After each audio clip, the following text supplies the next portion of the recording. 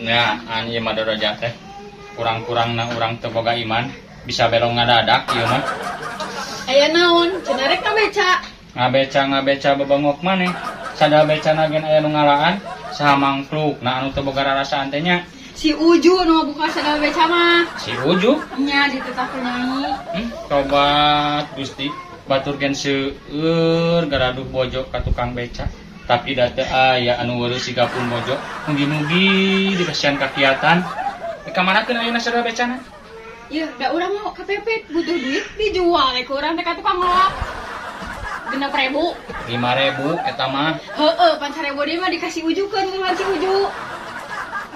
Astagfirullahaladzim. Tobat teh. Lain kabina-bina teuing. Urang mah ngajual kitu teh butuh duit. Kamari budak ti sakolana menang surat geus 3 bulan budak teh can bayaran. Heeh atuh ulah teuing ngagugu. Di sakolana kahayang akang mah cing atuh budak teh ini teh mah kudu lempang. Datang ka sakola kudu diajar, kudu ngapalkeun, kudu nulis, kudu ujian. Ini sakituna teh ayo kudu bayaran sakola. Kahayang urang mah atuh pamarentah teh ngabebaskeun biaya pendidikan keur barudak eta teh hayang maju. Euy,